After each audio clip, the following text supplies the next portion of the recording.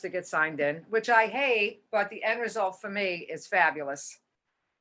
I love the candid forum, the live forum. I think it's priceless. And here we go. We'll get you signed in. I admit, hi, Charles. Few steps to get signed in, which I hate, but the let me get situated, dear. Fabulous. And then we'll get you started. Hi. Hello, hello. Hello, hello. Thank you so much for coming on. My pleasure, Dina. So good to see you. So good to see you too. I put flowers behind me and then I hid them. It's so good to see you. You have such a fabulous space. Thank you. And I'm wearing a nice Italian cologne for you tonight too. Oh, ooh la la. You like it? Don't make me jealous. I love the artwork on the back. Did someone make that for you? These two are Tibetan art. I got them years ago at a shop in Lower Manhattan that specialized in Tibetan art. This piece behind me is from a gallery in Washington Square, beautiful. Manhattan. Yeah. Let me introduce you, honey. Charles West for everybody. Normally, if he is a singer, pianist, theatrical actor, Broadway, life coach. Mm-hmm. And I did not know that about you, other than what I saw from Facebook, that, you know, you're actually knee deep, and it's called Divine Spark Coaching. But we'll get to that. But I want to actually talk about your career first, Charles, because absolutely. The first time I heard you sing, I almost fell over.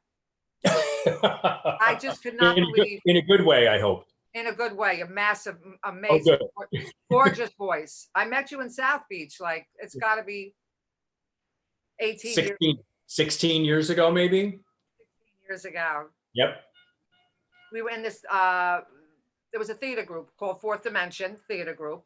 Mm-hmm. And can you believe I was vice president of that group?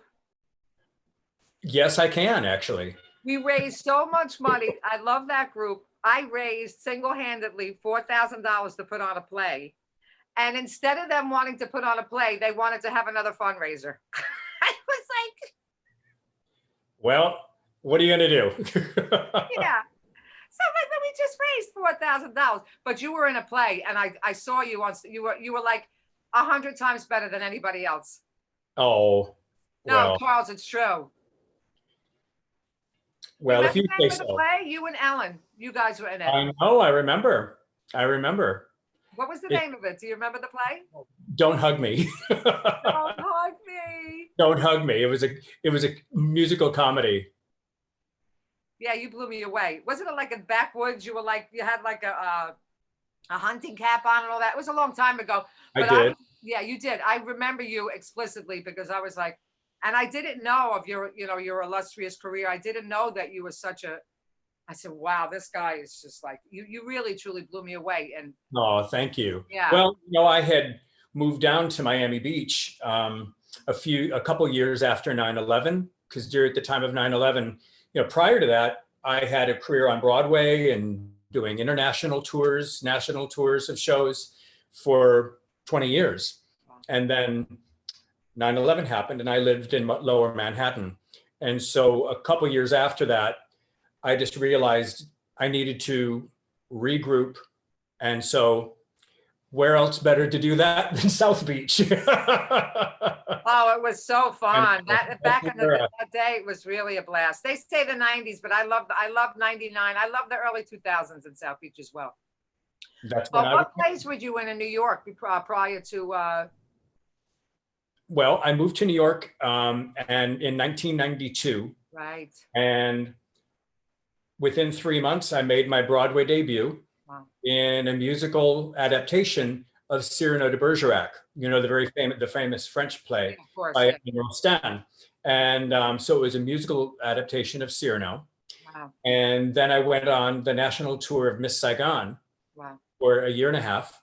Yeah. Then I came back to New York, and then I did my, one of my favorite shows was the Scarlet Pimpernel. I loved doing the Scarlet Pimpernel. It was quite a dandy show. It was amazing. What was it about that, what was it about the show that? One of the things, so it was in the Minskoff Theater, which is where the Lion King has been now for about 20 years. And Wow. so it's one of the largest theaters on Broadway. And so the scope and the scale of the show was incredible. Just Wow. like everything. I mean, the producers pulled out all the stops, the costumes, everything, the Frank Wildhorn music and the Nat Nighton lyrics. I mean, it was amazing. And then and then I did 2 years of the Fantastics. Yeah. And then most recently, last summer, I was in Hercules, Yeah, I saw. the very first staged incarnation of the famous animated movie. So I was in that, and then I did, I was the alternate God. I played the role of God in this off-Broadway musical called Only Human. And then after that, I did something that I'd never done before in the business, Dina. I was in a TV pilot, and I played a very successful lawyer from Dallas.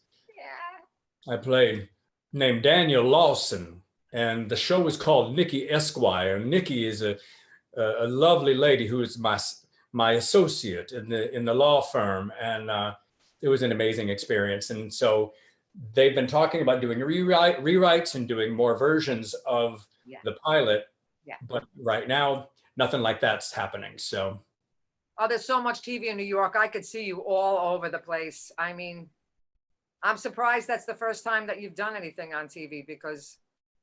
Well, I've done commercials and I've done other different things, but in terms of like a principal role in a pilot, wow, it was my first time to do that. Yeah. And then, so they were scheduled, and then the world shuts down. So look, that'll bounce back again. Yes. But through all this, somehow you started. I saw the list of schools that you went to. I was like, holy moly! So how did he find time to do all that studying in between everything else? But when did you decide to pursue a life coaching career in the midst of? Oh, well, so in the fall of 2016, I actually received a cancer diagnosis. Wow. And it was shocking. I had no symptoms of any kind. And for about 5 or 6 months, I was in a really, really dark night of the soul. But fortunately, for 12 years prior to that, I had been building what I call spiritual muscles. Like I had learned how to like no matter what is going on, I'm taking good care of Charles. And so the doctors told me what they had discovered. And Dina, it felt like my lifelong calling, because ever since I was a 6-year-old boy, I always knew that God had given me certain talents, with music and my voice. I believe we all have different superpowers. And yeah, of course. So I touched into that. I tuned into that when I was a little kid. Well, in August of 16, so just a little over 4 years ago, which isn't really that long, it felt like my lifelong calling had been snatched away from me. And I had no idea, well, what am I going to do? What am I going to do with my life now? And so fortunately, I'd been in a really incredible and beautiful relationship already for 4 years by then, and 5 years actually, and been married. And while I was in this, I call it a dark night of the soul. I was really traumatized by this diagnosis. Wow. And because it was inoperable and untreatable. And so rightfully so. I started going to energy healers in New York, like stones and crystals, craniosacral work, guided meditations and such. And I received a lot of comfort and peace and peace of mind from it. So much so that I became friends with a few of these people. They happened to all be young ladies, and they were amazing. I saw Marianne Williamson. You sang at one of her events. I've sung for her a few times. Yeah. I watched the video. I was like, I just couldn't believe it. I mean, I could believe that you were singing for her, but your voice is just wow. Thank you. Well, so that happened that next fall. I sang for Marianne that next fall because I went to these energy healers, and they were helping me to come back, and I realized, wait a minute. And so I actually decided I'm going to start studying energy healing. And so I went out to the Omega Institute in the mountains, outside, about an hour and a half outside of Manhattan, and studied energy healing. And I worked with a couple of specialists in Manhattan. And it was right about that time I then got into the meditations and teachings of Dr. Joe Dispenza. I went to a Tony Robbins event and I walked on fire. I mean, I did all of this stuff. And I also formed my coaching business, Divine Spark Coaching, at the time. Wow. And so all around that time, I was going to see Marianne Williamson, who was at the time, every Tuesday night, she would give a beautiful lecture on A Course in Miracles at a historic church on Fifth Avenue in Manhattan. And we became acquainted. And then she asked me if I would sing for her. And I'm like, are you kidding? Of course. Wow. Of course. It was amazing. So, I mean, she's incredible. So yeah. Didn't she run for president or wasn't she trying to? Exactly. She sure did. I mean, and I was there in attendance at one of the evenings on a Tuesday night when she announced it for the very, very, very first time. And, I mean, a lot of people didn't really get her. She was way too airy-fairy, but I love the fact that she gave it a try. I know that she really knew that it was a calling, that she just knew that she needed to try to raise the consciousness of our country, and she's been doing that with her writings and her teachings for 30 years. I mean, this isn't a new thing for her either. Yeah. Well, it's not a new thing for you or for I either, building our spiritual muscles. And I just love that you said that, because. Yeah. Thank you. Well, I mean, that's what I do with my clients. Yeah. And I do that for myself all the time. So that even right now during this time of COVID-19, I live in New York City. So, there are people all around me that are suffering, and people that I know who have passed away, people who have, people that I pray for all the time, that I send love to. Unfortunately, we can't visit each other. I can't go visit them. But I can support people. And so yeah, building spiritual muscles is kind of, I envision this life, no matter what we're doing, whether I'm on stage singing, whether I'm in front of a camera, whether I'm sitting at my piano over here, playing and singing, or cooking in the kitchen, or working with a coaching client, or doing hypnotherapy, because I've been doing I'm also a certified hypnotherapist now for a year and a half too. It just turns me on so much. And it's just so beautiful because everything is energy. Everything is energy. And when we are in a flow, in a really beautiful flow, it's like, I can look at you right now, Dina, and I can tell Dina 6, man, she is in a beautiful flow. I mean, I think that anybody watching this would look at you and just see it, because you have been doing your work. Now, we may have, the man that I was 20 years ago in my third Broadway show, I was on an underwear billboard in Times Square. Wow. Do you remember that? Yeah, I was on an underwear billboard in Times Square representing the Scarlet Pimpernel. Wow. In period costume, but with my britches down, wearing gray boxer briefs. And I would look up at the billboard version of myself, being all fancy, and I had a fencing saber in my hand, and I looked up at the billboard version of myself, Dina, and I couldn't understand. There was some kind of a disconnect, because the guy up there looked so confident and bold, and he really had it all going on. And where I was personally in my life about how I felt about myself, I didn't know how to live off stage. It was really, and it was very painful, because everything looked so good on the outside, and so I learned how to do that in my life, make everything look really good on the outside. But listen, if the foundation that your life is built upon has cracks in it, of low self-esteem and all this other stuff, or any kind of addiction, then anything you build on top of it will crumble. That foundation can't handle it. And that was me before. Now, I'm so grateful that even during this time of COVID, that it's like, I attract beautiful people like you, You too. collaborate with, and people to serve with my coaching business, and videos to create of me singing. And, I did a video a couple of weeks ago that went out for Nurses Week to all the nurses around the world. So it just feels Honey, great. tell us about that when you brought up cancer, but I want to make sure that everybody knows that you're fine and you're healthy and everything. Yeah, I'm very healthy, yeah. Yeah. Mhm. Yeah. So that was, Yeah. I mean, we can go into that a little bit more. no, I just wanted to make sure you brought up, you had Yeah. cancer 4 years ago and we moved on. I just want to make sure that you're healthy and So I'm very healthy. Yep. Yeah. I'm extremely healthy. Yeah. Yeah. So Thank you. fantastic. Thank All right. Now we can move on. I just wanted to make Okay. sure. Yeah. So you're looking at this billboard and you're like thinking that this is a completely different person.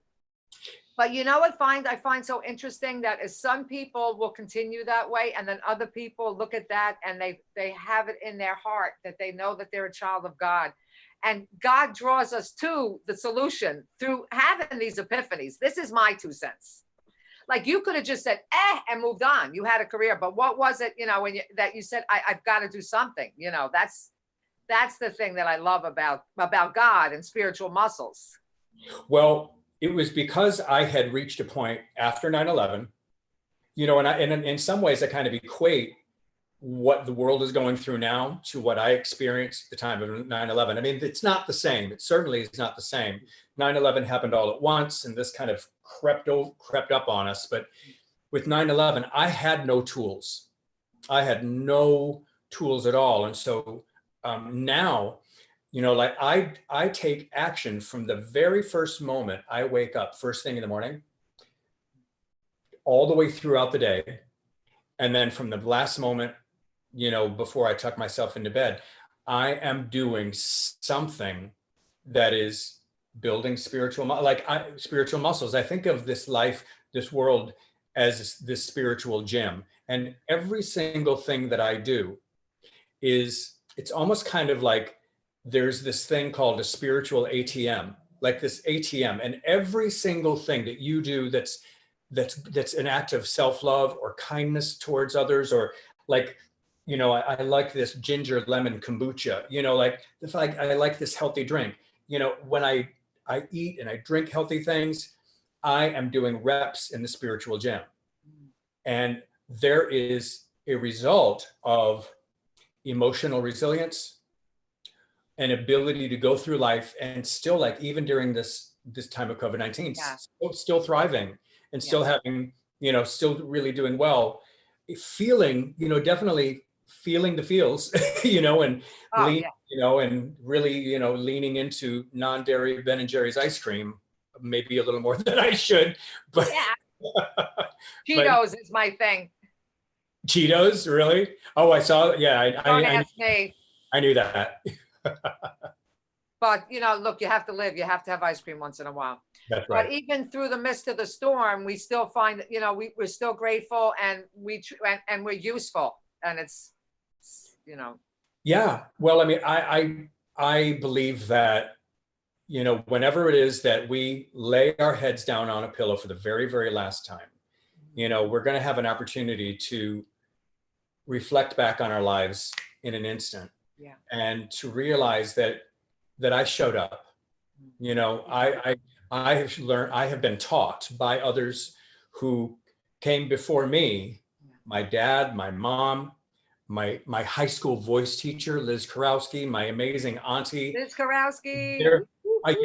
Yes. There have been so many people that I have been able to lean on, and that have guided me, that have loved on me and supported me when I didn't really know how to do that for myself. Wow. Now I know how to do it. And so, like, they say, like, well, is your cup half full or half empty? For me, I say my cup is full, and I'm able to help others and, feed people from my cup, because I know how to feel. I know how to replenish mine. Yeah. Yeah. So what did your high school teacher say when you belted up that voice for the first time? Wow. Oh, gosh. Wow. You'd have to ask her. I mean, she and I are still, she and I just had a 2.5-hour Zoom call last week, catching up That's literally crazy. 2.5 hours. She was at my wedding 5 years Wow. ago. And, Wow. she was there for me, 14-year-old Charlie that I Yeah. was back then. So sweet. She was there for me, um, in ways that, I was bullied starting through in grammar school, starting when I was about 10, 11. Mm, And I was a really shy, quiet, very inhibited young boy, mm. chubby, So handsome. talented, but I was such an easy target because I played the bass in orchestra. So here I was, this chubby little, kid walking down the hall, and I was an easy target to get made fun of. And, Mm, and that happened a lot. And mm. so by the time I got into freshman year in high school, and there was an option to have private voice lessons, I'm like, Wow. sign me up for that. And Make me up she for that. was a godsend. She was a godsend, and she planted so many beautiful seeds in my mind that I still reap the benefits from. Wow. Yeah, Amazing. That's yeah, amazing.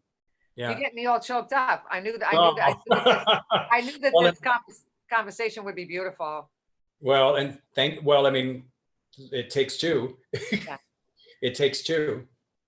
Well, it's so nice to see that you're thriving, and and then what's next after Corona? I mean, what do you plan on doing? What's creatively? What do you?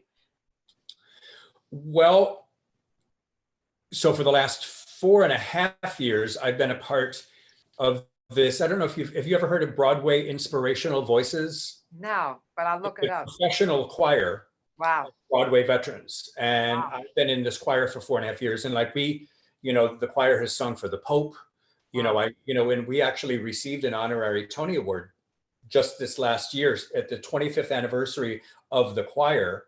We received a Tony Award. So Wow. there are major events for the choir that take place all throughout the year. So that's one thing that How that that, exciting. that I still do. Yeah. Um, right now, there's nothing to audition for. No. But listen, I have faith, and I know that as I continue to take great care of myself, Yeah. serve others, Yeah. I am attracting to me Yeah. whatever it is that's meant to be for me. Like I'm not in like, I've let go of the idea that I'm in competition with everybody. Yeah. But I wish that was something I could have told my 35-year-old Charles. Like, hey, buddy, you're not in competition with anybody. Wouldn't we all wish? I mean, I think that's just a part of life. I think everybody has that same story. If we only knew what we knew, you know what I mean?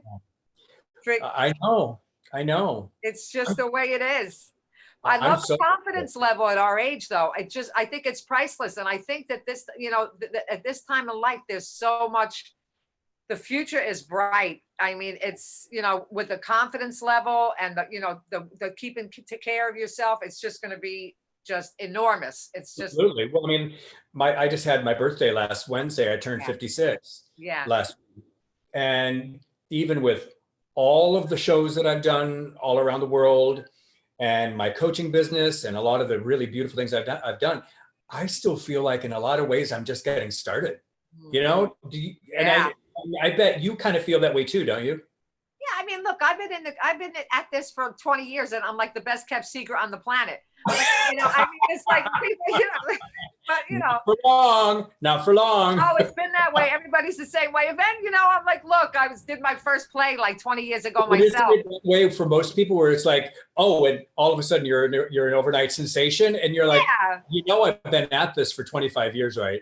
Oh, please. I played instruments in grammar school. I sang in every choir. I was in every play. I was just like, Where were you raised? I was raised in Bayonne, New Jersey. Oh, in Bayonne. I'm a Jersey girl through and through. Okay. Yeah. No. I love life, Charles. I mean, it's just spectacular creatively. I love being able to just flourish creatively. And this has been the most prolific time of my life. Never mind 25 years ago. It's Yeah. phenomenal. Yeah. Well, I mean, like I said, like right now, there's really not much to audition Yeah, of course for. not. Yeah. And yet, like, I would not be at all surprised if this pilot that I did, if something happens with, I mean, right around the time when things started shutting down. About a month before that, one of the producer contacted me and said, we have people that are very interested in taking this to the next level. So, so stay tuned. So I'm like, okay, well, I'm here. For And in sure, the for sure. meantime, I'm going to be, building my spiritual muscles and my physical muscles too. And Yeah, and you know, plugging away. and plugging away and working with clients all over the world. Fantastic. Yeah. My dear, fantastic. Thank Wow, you. Charles, so exciting. I try to keep the show around this time because, Huh? people, don't do good well after 30 minutes. I know. I've noticed that. Yeah, really, the magic number is 10 minutes, but forget about it. We have too much to talk about. Well, I love you, Charles. I thank I you love so you much too. for coming on. Absolutely. Thank And you. yeah, and I'll be looking for, what's going on and check in, and we'll be talking. I'll let everybody know how you're, how things are progressing. Absolutely. And if anybody ever has any questions about coaching or the RTT hypnotherapy that I do, you can always go to my website, divinesparkcoaching.net. But in the meantime, DivineSparkCoaching.net. Fantastic. I'll put it in the subscription box on the beautiful. bottom. Beautiful. I'm giving you a big hug now, Dina. Delicious, delicious. Bye. Bye, sweetheart. Bye, darling. Bye-bye. Love you so much. Bye.